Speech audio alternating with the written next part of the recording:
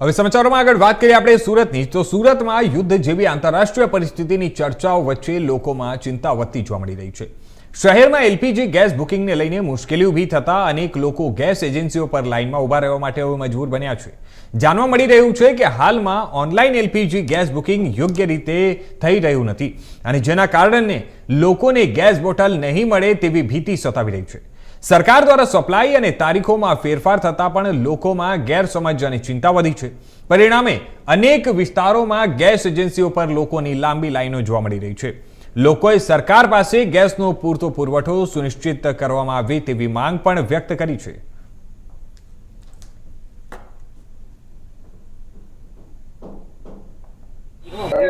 તુલસીભાઈ ગોદાણી મારું નામ છે। મારા બાટલો લખવા માટે હું અહીંયા આવ્યો છું। ઓનલાઈન બાટલો બુક નહોતો તો એ માટે આવ્યો છું।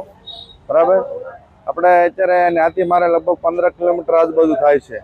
ત્યાંથી હું અહીંયા અત્યારે આવ્યો છું। બાટલો લખાતો નથી એટલે એ માટે આવ્યો છું। નિયમમાં ફેરફારમાં એમ કીધું છે કે ભાઈ તમારો 2 દિવસ પછી પાછો ઓનલાઈન બુક ચાલુ થઈ જશે।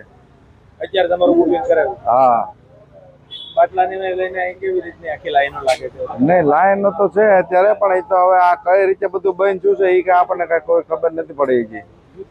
मेरा नाम नसीम बानू। क्या कहेंगे यहाँ पे?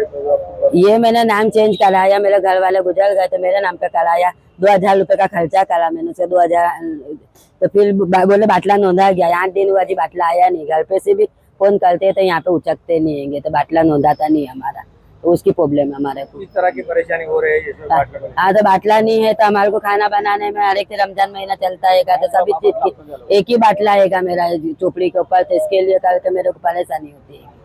तो फोन उठाते नहीं, हमें बाटला नोंधाता नहीं हमारा। पहले रेगुलर आता था बाटला? हाँ, पहले बराबर आता था। अभी 8 दिन से तकलीफ है बस। अभी मिले तो क्या बोले? अभी यहाँ सब लाइन में खड़े थे, आगे जाने नहीं देते, बोलते लाइन में खड़े रहो, आगे जाके बात करेंगे तो खबर पड़ेगी।